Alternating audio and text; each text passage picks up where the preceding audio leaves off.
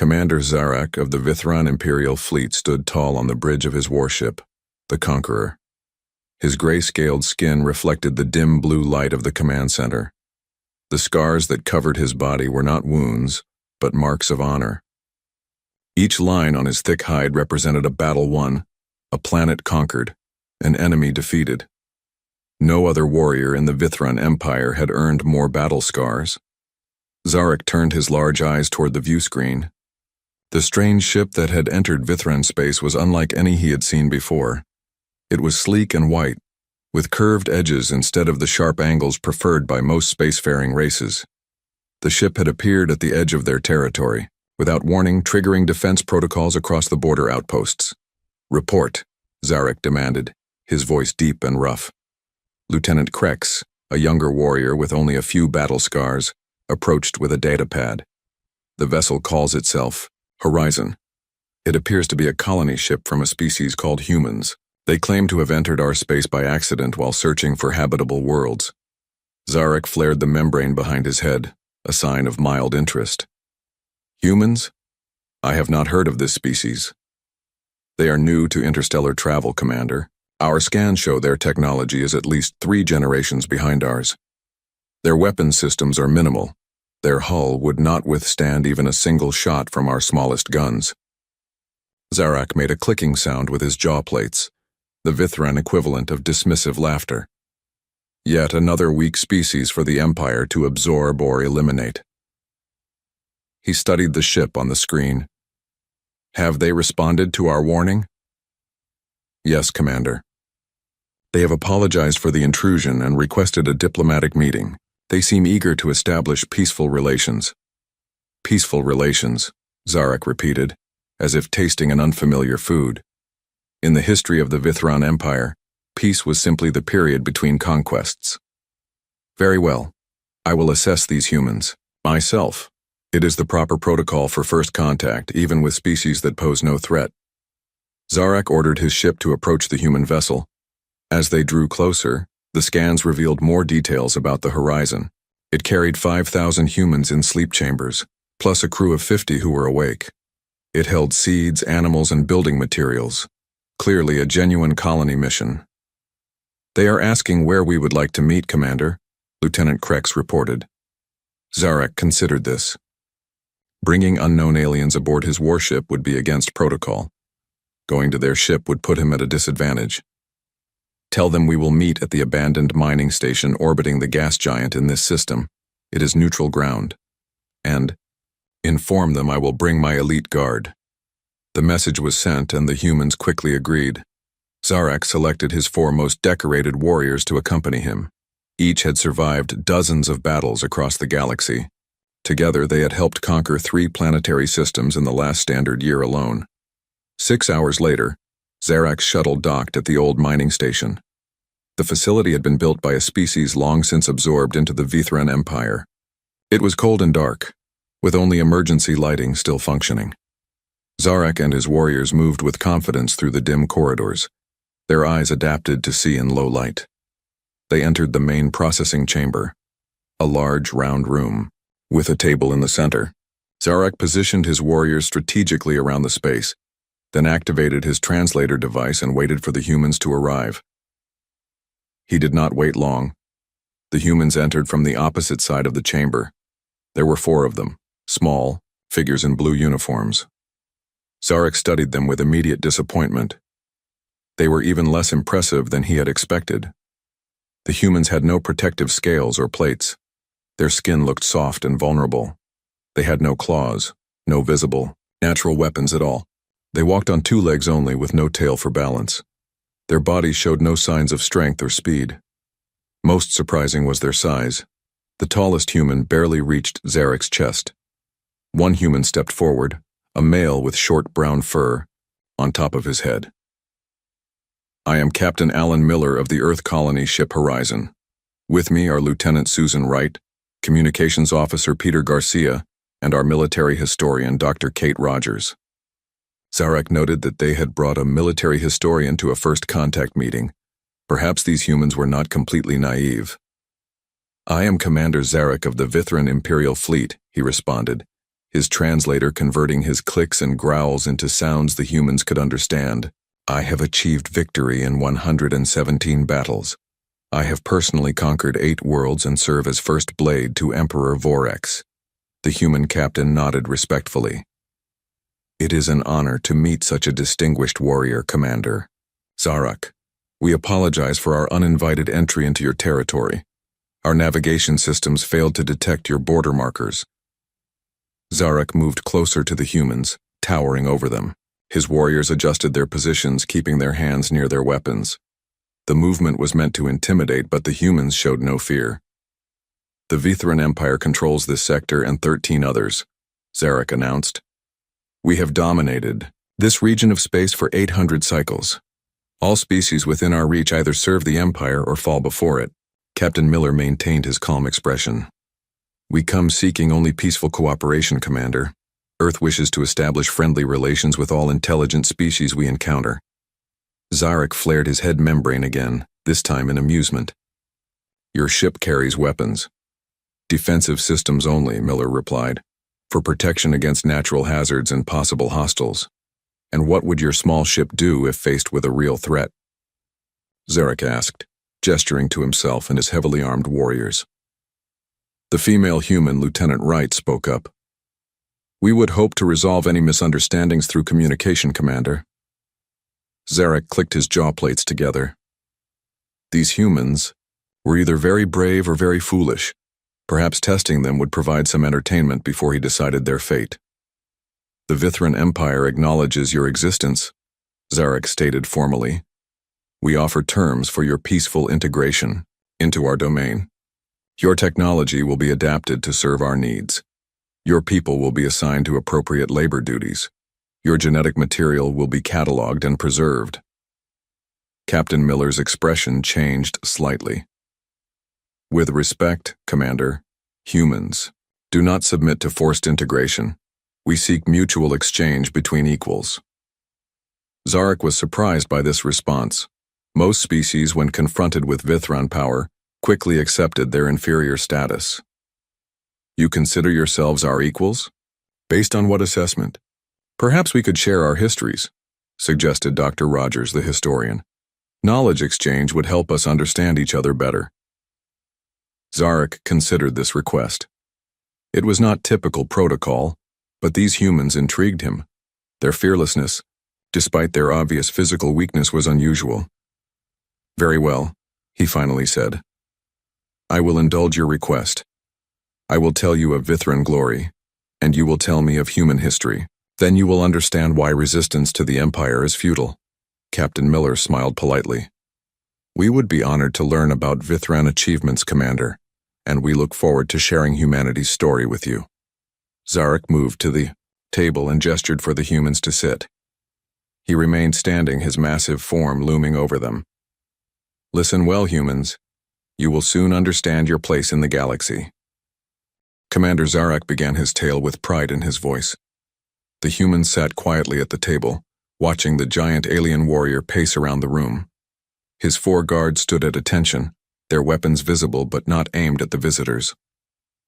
The Vithran people evolved on a world with 3 times Earth gravity, Zarak explained. Our planet orbits a red sun that bathes the surface in radiation that would kill most species in days. We developed our protective scales and inner bone structure to survive these harsh conditions. Captain Miller nodded, showing interest. Adaptation to extreme environments often produces remarkable species, Zarak continued. We learned early that only the strong survive. Weak Vithrans die before hatching. Those who reach adulthood have proven their worth through combat trials. He gestured to his scarred body. Each mark is earned in battle. Without scars, a Vithran has no status. Dr. Rogers took notes on a small device. Your society places high value on warrior culture, then? We do not separate warrior culture from culture, Zarak replied. All Vithrans are warriors. Some fight with weapons, others with science or strategy, but all serve the Empire's expansion. For the next hour, Zarak described the rise of Vithran civilization. He told of their first space flights, of the discovery that other worlds held, resources they could take. He recounted the conquests of neighboring systems, the absorption of useful species, and the elimination of those who resisted. "I personally led the assault at the Battle of Three Moons," Zarek boasted. The Pelleran defense fleet thought their position was unbreakable. They had fortified 3 moons around their homeworld with automated weapon systems and shield generators. "Lieutenant," Wright raised an eyebrow. "How did you overcome such defenses?" Zarek's membrane flared with pride. "I took a small team through the radioactive core of the smallest moon. The radiation levels would kill most species, but Vithrans can withstand extreme exposure for short periods. We emerged behind their lines and disabled their central command system." The humans exchanged glances that Zarek could not interpret. "The Pellerans surrendered after we destroyed their capital city," Zarek continued. "They now serve the Empire as technical specialists. Their warships have been repurposed for our fleet." He moved closer to the humans, studying their reactions. They showed no fear, which puzzled him. Most species trembled when hearing of Vithran conquests. "Our warriors can survive in vacuum for 30 minutes without protection," Zarek said. "We can see in darkness and detect heat signatures from living beings. Our scales deflect most projectile weapons. We heal quickly from wounds that would kill lesser beings." Communications Officer Garcia spoke up. "Impressive biological adaptations. They must give you significant advantages in combat situations." "Indeed," Zarek agreed. "No species has successfully repelled a full Vithran invasion. Some have delayed us. Some have damaged our forces, but all eventually submit or perish." Captain Miller maintained a diplomatic tone. "You've shared an impressive history, Commander. The Vithran capacity for survival is remarkable." Zarek stopped his pacing and turned to face the humans directly. "And now, I would hear of your species, though I suspect your history must be limited, given your obvious physical limitations." Dr. Rogers activated a small projector that created a floating image of Earth. "Our planet is called Earth. It has only standard gravity by your standards, but features extreme environmental variation. From frozen regions where temperatures drop to -40 degrees, to burning deserts where few plants grow, to vast oceans covering most of the surface." Zarek studied the blue-green world with mild interest. Environmental adaptation is common among species, though few worlds produce the range of challenges that forged the Vithran people. "Humans adapted differently," Dr. Rogers continued. "Instead of developing biological protections, we created tools and technologies to survive in hostile environments. And something else happened during our evolution. We began fighting each other." This caught Zarek's attention. "Internal species conflict? This is not unusual. Young species often fight until a dominant group establishes control." "Our conflicts were different," Captain Miller said quietly. "They never stopped. Even as we developed advanced technologies, we continued to fight wars of increasing destructiveness." Zarek made a dismissive gesture. "Civil wars are inefficient. They waste resources better used for expansion. Our most recent global war involved over 70 million combatants across 6 continents," Dr. Rogers stated. "It resulted in approximately 80 million deaths, both military and civilian." Zarek's inner eyelids flickered, the first sign of genuine surprise. 70 million warriors? Your population must be immense." "At that time, approximately 2 billion, Rogers replied. "Today, Earth has nearly 10 billion humans." Zarek calculated quickly. "You committed less than 4% of your population to this conflict." This was not a serious war by Vithran standards. Dr. Rogers touched her projector again. The image changed to show a desolate landscape, filled with muddy trenches and craters. "This is from a battle we call Verdun. Nearly 1,000,000 humans were killed or wounded here. In a single battle?" Lieutenant Krex asked from his position near the wall. It was the first time one of Zarek's guards had spoken. "Yes," Rogers confirmed. "Soldiers lived in these trenches for months or years. They endured artillery bombardment, poison gas, disease, and constant sniper fire." Zarek moved closer to examine the image. "These defenses appear primitive. Simple ditches and soil provide little protection. They were all we had," Captain Miller said. I had a great-grandfather who fought in those trenches. His unit was trapped for 6 days under constant shelling. They ran out of food and drank water from shell craters, even though it was contaminated with chemical weapons. Zarak's head tilted slightly. They consumed toxic substances? When humans have no choice, we do what is necessary to survive, Miller replied. My great-grandfather lost a leg to infection but lived to return home. The alien commander was silent for a moment. Continue your history, he finally said. Dr. Rogers changed the image again. Now it showed a city viewed from above, with a massive cloud rising from its center. As our wars evolved, so did our weapons. We developed bombs that could destroy entire cities in seconds. The image showed a flattened urban landscape, buildings reduced to rubble as far as the eye could see. These were primitive atomic weapons, Rogers explained. We called the period that followed our Cold War, because direct conflict between major powers would have resulted in mutual destruction. Zarak's posture had changed subtly. His earlier dismissive stance was gone. Your species developed nuclear weapons while still fighting amongst yourselves? This seems evolutionarily counterproductive. Perhaps, Lieutenant Wright said. But it forced us to find other ways to compete. And when we did fight, we had to develop new tactics and technologies. Zarak turned to his guards. Leave us. Wait at the shuttle. The 4 Vithran warriors looked surprised but obeyed without question. When they had gone, Zarak returned his attention to the humans. Tell me more about how your people fight, he said. His voice had lost some of its arrogance. I wish to understand what makes humans survive when logic suggests they should not. Captain Miller leaned forward across the table. With Zarak's guards gone, the mood in the room had shifted. The giant alien commander now seemed genuinely interested in what the humans had to say. Let me tell you about a different kind of human. Battle, Miller said. My grandfather fought in a conflict we called Vietnam. His unit was trapped behind enemy lines for 3 weeks.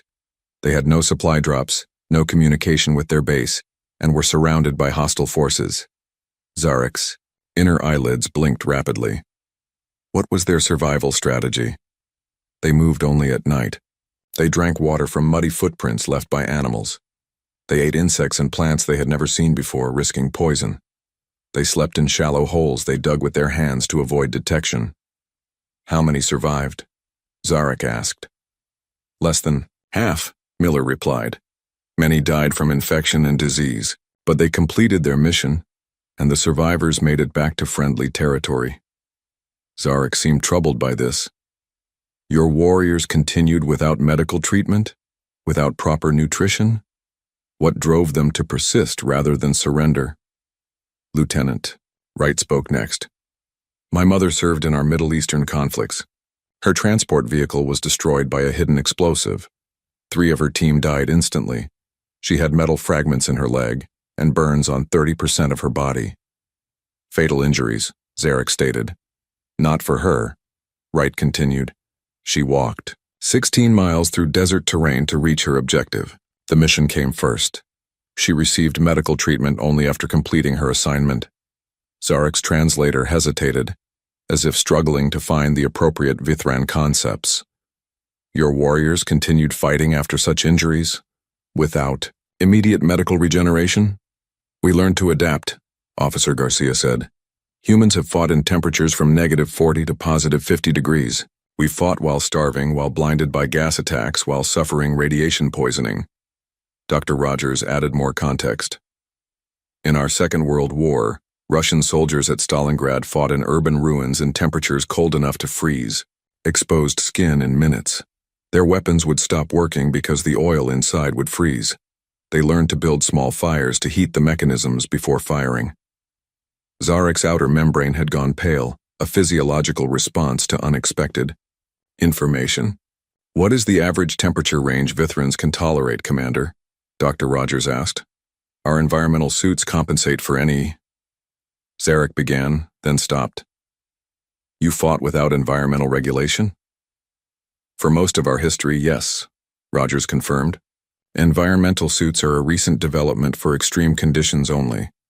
Zarek moved back to his original position, pacing slowly. The humans remained seated, watching him process this new information. During the early space race, Rogers continued, our astronauts went to space in capsules with minimal life support. If systems failed, they died. We lost crews to equipment failures, but we kept sending humans upward. Your species accepts such casualties? Zarek asked. Not happily, Captain Miller said. But we understand that exploration and conflict both carry risks.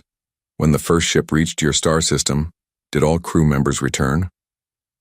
Zarek stopped pacing. No. Nearly 30% died from radiation exposure or equipment failures. But this was acceptable loss for such a mission. Humans think similarly, Miller said, though we try to minimize casualties when possible. Zarek resumed his seat, across from the humans. His posture had changed completely from their first meeting. The arrogant warrior was now leaning forward with intense focus. Tell me more about your adaptive techniques, he requested. Dr. Rogers pulled up a new image on her projector. It showed a human in a primitive diving suit. This is from our early underwater exploration. The pressure at ocean depths would crush unprotected humans, so we built these suits. They frequently failed. Divers would get the bends, painful gas bubbles in their blood, or suffer oxygen toxicity that caused seizures. Yet you continued to dive, Zarek observed. We needed to explore, Rogers said simply. The same with mountain climbing. Humans have scaled our tallest peaks without oxygen supplies in temperatures that freeze exposed skin in seconds. Many died in the attempts. What possible strategic value could such locations have? Zarek asked. None, Miller admitted. We did it because the challenge existed. Lieutenant Wright directed the conversation back to warfare. In desert conflicts, our soldiers operated in temperatures hot enough to cause heat stroke in minutes.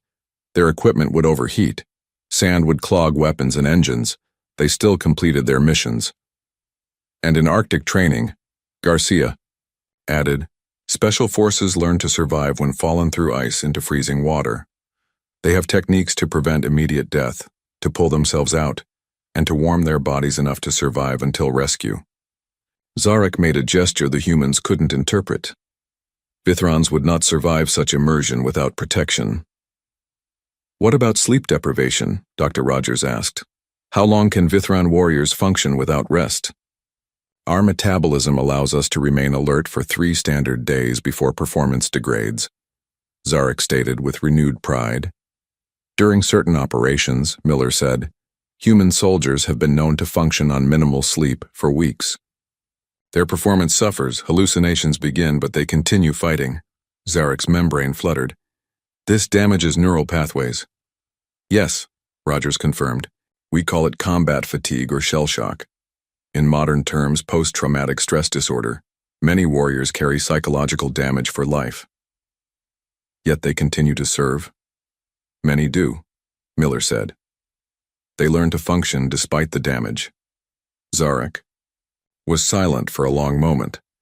When he spoke again, his voice had lost its earlier arrogance. In Vithron military doctrine, we have a calculation for expected casualty rates in various combat scenarios. If projected losses exceed 40%, operations are typically abandoned as inefficient. You are suggesting humans would continue fighting beyond this threshold? The 4 humans exchanged glances. Commander, Captain Miller said quietly, we have battles in our history where units suffered 90% casualties and still achieved their objectives. We have examples of surrounded forces fighting to the last soldier rather than surrendering. This defies logical combat doctrine, Zarek said. His membrane had gone completely flat against his head, a sign of deep concentration. There was a battle in our ancient history, Dr. Rogers explained, where 300 soldiers stood against an army of tens of thousands. They knew they would die. Their mission was simply to delay the enemy advance. A suicide deployment? Zarek asked. They called it duty, Rogers replied. Zarek stood suddenly. I must consult with my ship. We will continue this discussion after a brief recess. The humans watched as the massive alien commander strode from the room. His movements were stiff, his membrane tightly pressed against his skull. "I think we've given him something to think about," Lieutenant Wright said softly when Zarek was gone. Captain Miller nodded. "And we haven't even gotten to the worst parts yet." Commander Zarek returned to the meeting room after 1 hour. The humans noticed immediate changes in his appearance and behavior. His posture was less rigid. The membrane behind his head lay completely flat. He moved with careful precision, as if conserving energy. He sat across from the humans without speaking for several moments. His large eyes studied each of them in turn. "I have reported our discussions to the Imperial Command," Zarek finally said. "They have instructed me to gather more information about human combat capabilities." Captain Miller nodded. "We're happy to continue our exchange." "I have specific questions," Zarek said. His voice had lost its earlier boastful tone. "First, how do humans respond to capture by enemy forces?" Dr. Rogers answered. "Throughout our history, prisoners of war have been taken. Some are treated according to agreed rules, others are not. Many prisoners endure torture, starvation, and psychological abuse." "And what information do they provide under such conditions?" Zarek asked. "Military personnel are trained to resist interrogation," Lieutenant Wright explained. "Name, rank, and identification number only. Many have endured extreme torture without revealing sensitive information." Zarek's inner eyelids blinked rapidly. How is this possible? Pain is a universal deterrent. "Humans can endure pain when motivated by stronger forces," Miller said. "Loyalty, duty, love of comrades or country." "In the Korean War," Dr. Rogers added, "American prisoners were kept in camps where temperatures dropped far below freezing. They had minimal clothing and food. Many died, but others survived for years in these conditions." Zarek made notes on a small device. "What about thirst? How long can humans function without water?" "In optimal conditions, 3 days is the average survival time," Garcia replied. "In combat situations, less. But there are documented cases of survivors lasting longer." "When shipwrecked at sea," Miller added, "sailors have been known to drink seawater in desperation. Your bodies cannot process water at ocean salinity," Zarek stated. "This is cellular suicide." "Desperation drives innovation," Miller replied. "When humans have no good options, we take the bad ones and find ways to survive anyway." Zarek physically recoiled at this statement. This defies biological logic. "May I ask a question, Commander?" Dr. Rogers interjected. "What would Vithran warriors do if cut off from supplies and facing certain death?" Zarek hesitated. "The logical action would be to end combat operations and seek honorable surrender or self-termination to avoid capture. Humans rarely choose self-termination," Rogers said. "We keep fighting even when logic says to stop." Zarek shifted in his seat. "What about leadership? If commanding officers are killed, how do human units respond?" "The next in command takes over," Garcia explained. "If necessary, even the lowest-ranking soldier will assume leadership to complete the mission." "And they are obeyed?" Zarek seemed genuinely puzzled. "Usually, yes," Miller confirmed. "Rank matters, but mission completion matters more." Lieutenant Wright leaned forward. "My great-uncle was in a bomber over Germany in World War II. Their plane was hit by anti-aircraft fire. The pilot was killed. The co-pilot was seriously injured but continued flying. The radio operator had his arm nearly severed but stayed at his post transmitting coordinates until they crossed friendly lines. With such injuries, their performance would be severely impaired," Zarek noted. "Yes," Wright agreed. "But they kept functioning anyway." Zarek was silent again, processing this information. When he spoke next, his question surprised the humans. "What do humans fear most in combat?" The 4 humans exchanged glances. Captain Miller answered carefully. "Letting down their comrades," he said. "Many veterans report that in the most intense combat, they fought not for ideology or country, but for the soldiers beside them." "Not death? Not injury?" Zarek pressed. "Those too," Miller admitted. "But fear of failure often overrides fear of death." Zarek stood and walked to the window overlooking the gas giant below. His reflection showed a troubled expression. There was an incident in your Russian campaign. Dr. Rogers continued, filling the silence. German forces surrounded Leningrad for nearly 900 days. The civilians inside had almost no food. Winter temperatures dropped to 30 below zero. People ate pets, leather boots, wallpaper paste made from potato starch. Over 1 million died from starvation and cold. And they did not surrender, Zarek said. It was not a question. No, Rogers confirmed. They held out until relieved. Zarek turned back to face the humans. What you describe violates rational survival instinct. Perhaps by Vithran standards, Miller suggested. Humans have different survival calculations. Zarek returned to the table but remained standing. Let us discuss recovery from injury. How do humans continue fighting when wounded? We adapt, Garcia said. A soldier with a leg injury crawls. One with an arm injury learns to fire a weapon with the other hand. One with reduced vision relies on hearing. Your medical technology must be superior to repair such damage, Zarek suggested. Dr. Rogers shook her head. For most of our history, field medicine was primitive. Amputation was the common treatment for severe limb injuries. Surgeries were performed without anesthesia. Infection was the leading cause of death after battle. Without proper medical care, how did your warriors return to combat roles? Zarek asked. Humans are remarkably adaptable, Rogers replied. We developed prosthetics, artificial limbs that allowed wounded veterans to return to duty. Even today, we have soldiers serving with advanced prosthetic legs or arms. Zarek made another note. This persistence seems excessive. There was a training exercise for elite forces, Miller said, changing the subject slightly. Recruits were captured, placed in small boxes underwater, and left there for hours. They were not told when they would be released. The purpose was to test mental endurance. What percentage survived such training? Zarek asked. Most did, Miller answered, though some suffered psychological damage. And these damaged warriors, they were removed from service? Some were. Others continued with their duties despite the trauma. Zarek's membrane fluttered rapidly, a sign of agitation the humans had not seen before. Your species, he finally said, his voice uncharacteristically quiet, appears to have evolved in conditions that would qualify as sustained planetary-scale disaster by Vithran standards. Earth has challenging environments, Captain Miller acknowledged, but we consider it quite hospitable. There was a long silence before Zarek spoke again. We have a concept in our military doctrine, worthy adversary. It is rarely applied, as few species have presented significant challenge to Vithran forces. The alien commander tapped on his communication device. A moment later, the door opened and his 4 guards returned.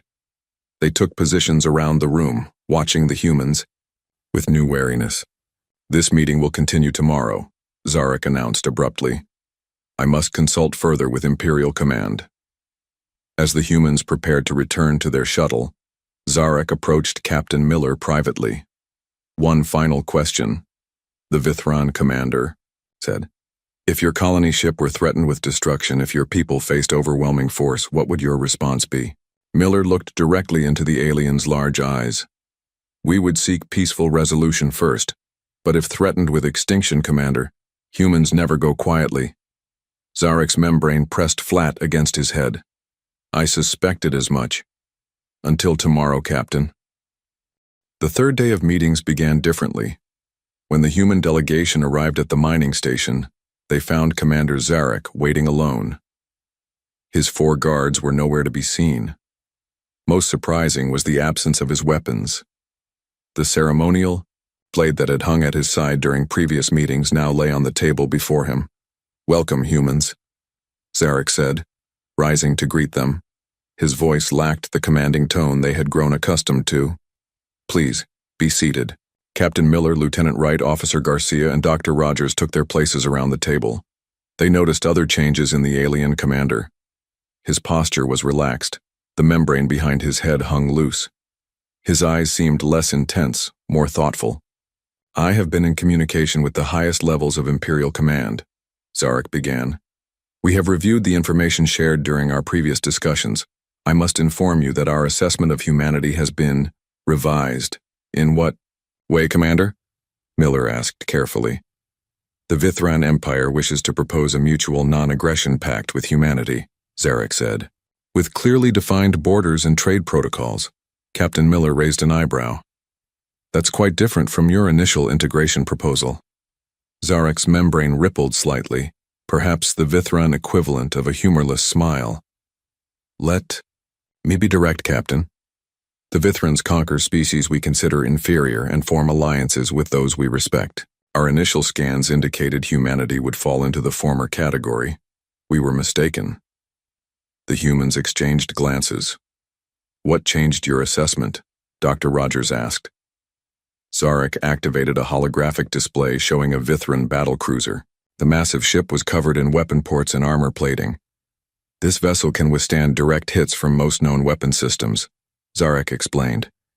Its hull is self-repairing. It carries enough firepower to reduce a planet's surface to molten rock. It is the pride of our fleet. Miller nodded politely but said nothing. Yet I find myself wondering, Zarek continued, what would happen if such a vessel were disabled near Earth? Would your people surrender? Would they accept terms? Unlikely, Dr. Rogers replied.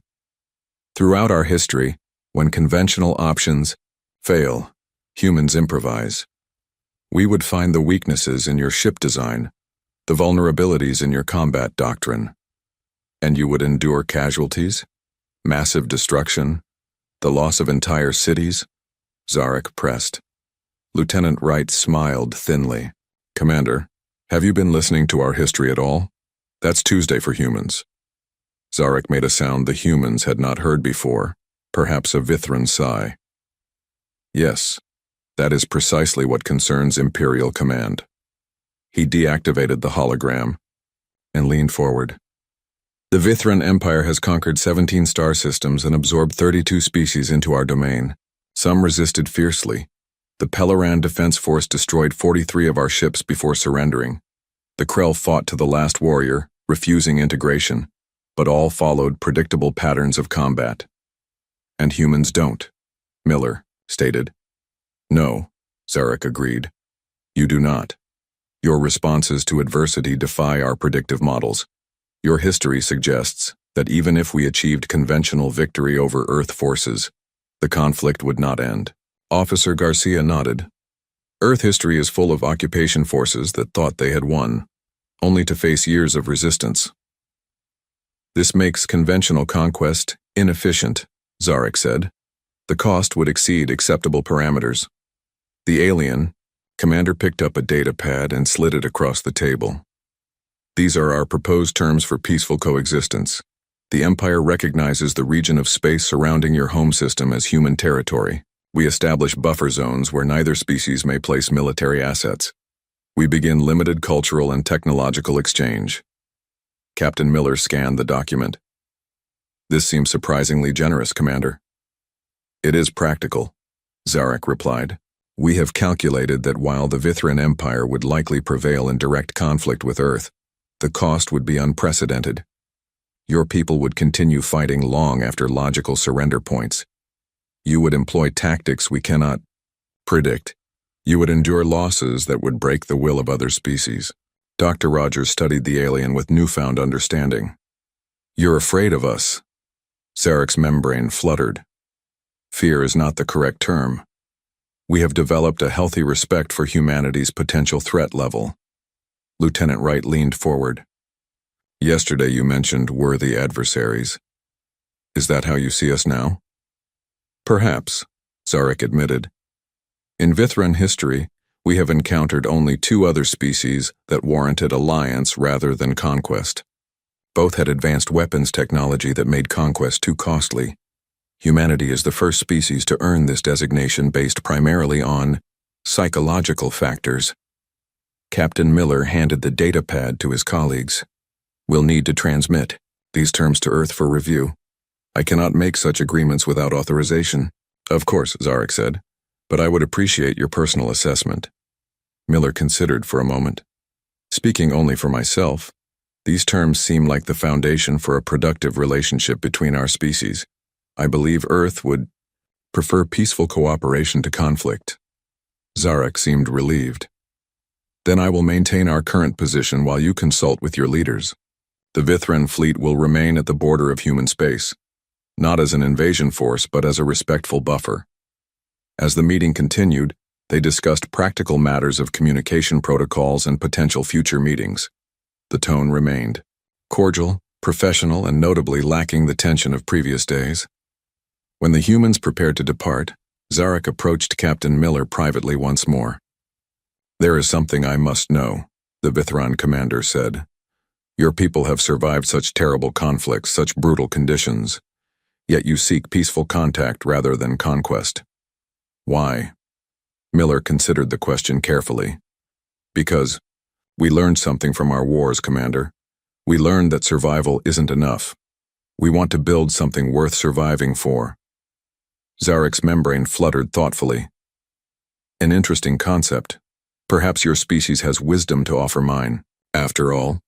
As the human shuttle departed the mining station, Zarek remained in the observation deck, watching their small ship accelerate away. He had begun the meeting 3 days ago, certain of Vithran's superiority. He ended it questioning everything he had believed about strength, survival, and what made a species truly dangerous. The official report he would file with Imperial Command would be detailed and comprehensive. But the personal report he kept for himself contained only a few lines. Humans appear physically weak, but possess extraordinary resilience. They have survived conditions that would have driven the mighty Vithrans to extinction. Their technology is less advanced than ours, but their capacity to endure hardship exceeds anything in our experience. Recommendation: maintain respectful distance and peaceful relations. Some species are too dangerous to fight, even when victory seems assured. Zarek turned from the viewport and walked slowly back to his shuttle. For the first time in his long military career, he was grateful a first contact had ended in diplomacy rather than combat.